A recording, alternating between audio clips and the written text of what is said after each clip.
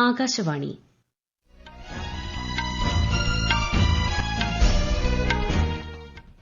നമസ്കാരം. വാർത്തകൾ വായിക്കുന്നത് Sophia Daniel.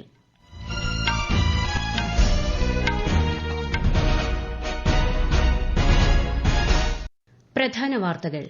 18ാമത് Pravasi Bharatiya Divas convention ഭുവനേശ്വരിൽ ഇന്ന് സമാപിക്കും. രാഷ്ട്രപതി ദ്രൌപദി മുർമു പ്രവാസി ഭാരതീയ സമ്മാൻ വിതരണം ചെയ്യും.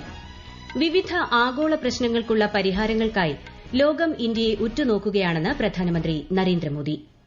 ഭാവഗായകൻ പി ജയചന്ദ്രന് വിട. ഇന്ന് തൃശൂരിൽ പൊതുദർശനം. സംസ്കാരം നാളെ.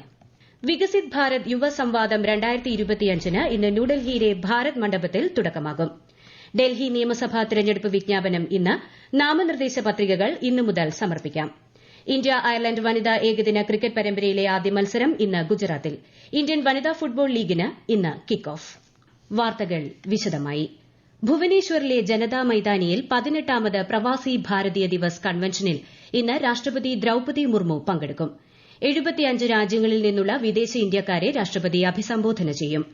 കഴിഞ്ഞ ബുധനാഴ്ച ആരംഭിച്ച 3 ദിവസത്തെ കൺവെൻഷൻ ഇന്ന് സമാപിക്കും. വിദേശ ഇന്ത്യക്കാർക്ക് നൽകുന്ന പരമോന്നത ബഹുമതിയായ പ്രവാസി ഭാരതീയ സമ്മാൻ രാഷ്ട്രപതി ചടങ്ങിൽ വിതരണം ചെയ്യും. ഇന്ത്യ ഗവൺമെന്റും ഒഡീഷ ഗവൺമെന്റും സംയുക്തമായി സംഘടിപ്പിച്ച കൺവെൻഷൻ കഴിഞ്ഞ ദിവസം പ്രധാനമന്ത്രി നരേന്ദ്രമോദിയാണ് ഉദ്ഘാടനം ചെയ്തത്. വിവിധ ആഗോള പ്രശ്നങ്ങൾക്കുള്ള പരിഹാരങ്ങൾക്കായി ലോകം ഇന്ത്യയെ ഉറ്റുനോക്കുകയാണെന്ന് പ്രധാനമന്ത്രി നരേന്ദ്രമോദി. ജീനോം ഇന്ത്യ പദ്ധതി രാജ്യത്തിന്റെ ബയോടെക്നോളജി രംഗത്തിന് ഏറെ നിർണായകമാണെന്നും ഡൽഹിയിൽ ജീനോമിക് ഡാറ്റ കോൺക്ലേവിൽ നൽകിയ വീഡിയോ സന്ദേശത്തിൽ അദ്ദേഹം പറഞ്ഞു. बायो इकोनॉमी सस्टेनेबल डेवलपमेंट को गति देती है, इनोवेशन को अवसर देती है. मुझे खुशी है कि बीते 10 वर्षों में देश की बायो इकोनॉमी तेजी से आगे बढ़ी है. साल 2014 में जो बायो इकोनॉमी $10 बिलियन की थी, वो आज $150 बिलियन से ज्यादा की हो गई है. भारत अपनी बायो इकोनॉमी को नई बुलंदी देने में भी जुटा है. 10,000 ഇന്ത്യക്കാരുടെ ജീനോം സീക്വൻസുകൾ വിശകലനം ചെയ്തിട്ടുണ്ടെന്നും അതിന്റെ ഡാറ്റ ഇപ്പോൾ ഇന്ത്യൻ ബയോളജിക്കൽ ഡാറ്റാ സെന്ററിൽ ലഭ്യമാണെന്നും പ്രധാനമന്ത്രി പറഞ്ഞു. ഭാവഗായകൻ പി ജയചന്ദ്രന് വിട. ഇന്നലെ രാത്രി 7:54 തൃശൂരിലെ സ്വകാര്യ ആശുപത്രിയിലായിരുന്നു അന്ത്യം. 80 വയസ്സായിരുന്നു. ആരോഗ്യ പ്രശ്നങ്ങളെ തുടർന്ന് 1.5 വർഷമായി ചികിത്സയിലായിരുന്നു അദ്ദേഹം. ഭൌതിക ശരീരം രാവിലെ 8ഓടെ പൂങ്കുന്നത്തെ വീട്ടിലെത്തിക്കും. പകൽ 10 വരെ അവിടെയും 12:30 വരെ തൃശൂർ സംഗീത നാടക അക്കാദമി വളപ്പിലും പൊതുദർശനത്തിന് വയ്ക്കും. പിന്നീട് പൂങ്കുന്നത്തെ വീട്ടിലേക്ക് കൊണ്ടുപോകും. സംസ്കാരം നാളെ എറണാകുളം പറവൂർ ചേന്നമംഗലത്ത് വീട്ടിൽ. സന്തോഷത്തിലും സന്താപത്തിലും പ്രണയത്തിലും വിരഹത്തിലും ലോകമെങ്ങുമുള്ള മലയാളികളുടെ ജീവിതത്തിനൊപ്പമുണ്ടായിരുന്ന മനോഹര ശബ്ദമാണ് നിലച്ചത്. അരനൂറ്റാണ്ട് പിന്നിട്ട ഗാനസബരിയിൽ പി ജയചന്ദ്രൻ 10,000-ലേറെ ഗാനങ്ങൾ ആലപിച്ചു. ഏറെക്കുറെ എല്ലാ ഗാനങ്ങളും ഹിറ്റായി. 1966 പുറത്തിറങ്ങിയ കളിത്തോഴൻ എന്ന സിനിമയിലെ മഞ്ഞലയിൽ മുങ്ങിത്തോർത്തി എന്ന ഗാനമാണ് ശ്രദ്ധേയനാക്കിയത്. മഞ്ഞലയിൽ മുങ്ങിത്തോർത്തി ധനുമാസ ചന്ദ്രിക വന്നു, നിന്നെ മാത്രം കണ്ടില്ലല്ലോ, നീ മാത്രം വന്നില്ലല്ലോ, പ്രേമ ചകോരി ചകോരി ചകോരി. പിന്നീട് അരനൂറ്റാണ്ടായി ആസ്വാദകർ മതിവരാതെ ആ ശബ്ദം കേൾക്കുന്നു. തമിഴ്, കന്നഡ, തെലുങ്ക് സിനിമകളിലും ഗാനങ്ങൾ ആലപിച്ചു. മികച്ച ഗായകനുള്ള ദേശീയ പുരസ്കാരം ലഭിച്ചിട്ടുണ്ട്. 5 തവണ മികച്ച പിന്നണി ഗായകനുള്ള കേരള സംസ്ഥാന അവാർഡും 1 തവണ തമിഴ്നാട് സർക്കാരിന്റെ അവാർഡും ലഭിച്ചു. മലയാള സിനിമയിലെ സമഗ്ര സംഭാവനയ്ക്കുള്ള JC ഡാനിയൽ പുരസ്കാരം നൽകി ആദരിച്ചിട്ടുണ്ട്. തമിഴ് സിനിമാ സംഗീതത്തിൽ 30 വർഷം പൂർത്തിയാക്കിയതിന് കലൈമാമണി പുരസ്കാരവും ലഭിച്ചിട്ടുണ്ട്.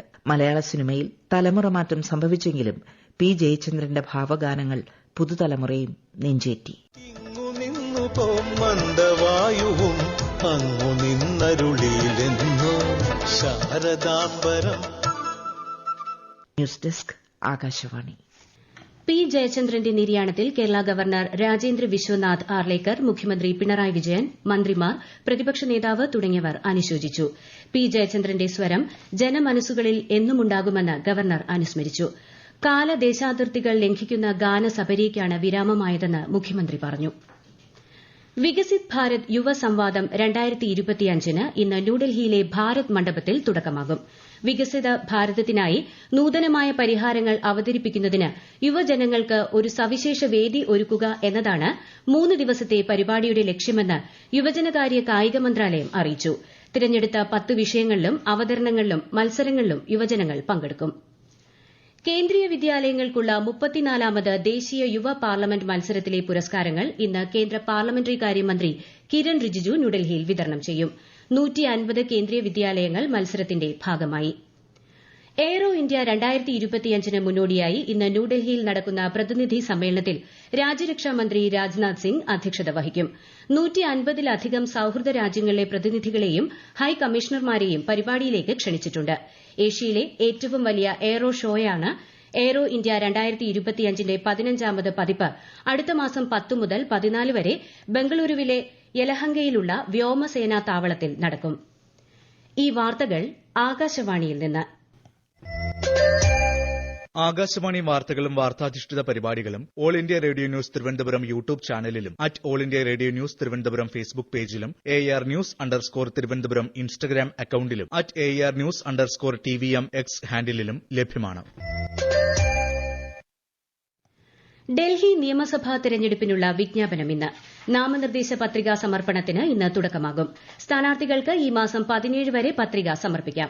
പത്രിക പിൻവലിക്കാൻ ഈ മാസം 20 വരെ സമയമുണ്ട്. 70-അംഗ നിയമസഭയിലേക്കുള്ള വോട്ടെടുപ്പ് അടുത്ത മാസം 5-ന് നടക്കും. വോട്ടെണ്ണൽ ഫെബ്രുവരി 8-ന് നടക്കും. ഡൽഹിയിൽ 1,55,00,000-ലധികം വോട്ടർമാരുണ്ട്. ഭരണകക്ഷിയായ ആം ആദ്മി പാർട്ടി എല്ലാ നിയമസഭാ സീറ്റുകളിലേക്കും സ്ഥാനാർത്ഥികളെ പ്രഖ്യാപിച്ചു. ബിജെപി ഇതുവരെ 29 സ്ഥാനാർത്ഥികളെയും കോൺഗ്രസ് 48 സ്ഥാനാർത്ഥികളെയും പ്രഖ്യാപിച്ചു. കേന്ദ്ര വാർത്താവിതരണ പ്രക്ഷേപണ സഹമന്ത്രി എൽ മുരുകന്റെ കേരള സന്ദർശനം തുടരുന്നു. കൊല്ലം ജില്ലയിൽ വിവിധ പരിപാടികളിൽ അദ്ദേഹം ഇന്ന് പങ്കെടുക്കും. രാവിലെ അമൃത ക്യാമ്പസിൽ നടക്കുന്ന നാഷണൽ ലെവൽ സയൻസ് ഫെസ്റ്റ് അദ്ദേഹം ഉദ്ഘാടനം ചെയ്യും. പിന്നീട് ആവണീശ്വരത്തെയും ചാത്തന്നൂരിലെയും വിദ്യാലയങ്ങളിൽ നടപ്പാക്കുന്ന സുഗത സൂക്ഷ്മവനം പദ്ധതിയുടെ ഉദ്ഘാടന ചടങ്ങിൽ പങ്കെടുത്ത് വൃക്ഷത്തൈകൾ നടും. ചടയമംഗലത്തെ ജഡായു എർത്ത് സെന്ററും അദ്ദേഹം സന്ദർശിക്കും. ഇന്ത്യൻ സമ്പദ്വ്യവസ്ഥ ഈ വർഷം 6.6% വളർച്ച കൈവരിക്കുമെന്ന് ഐക്യരാഷ്ട്രസഭയുടെ സുപ്രധാന സാമ്പത്തിക റിപ്പോർട്ട് പ്രവചിച്ചു. പോയ വർഷത്തെ സാമ്പത്തിക വളർച്ച 6.9%. രാജ്യത്ത് സ്വകാര്യ ഉപഭോഗവും നിക്ഷേപവും വർദ്ധിക്കുന്നുവെന്നും റിപ്പോർട്ട് ചൂണ്ടിക്കാട്ടുന്നു.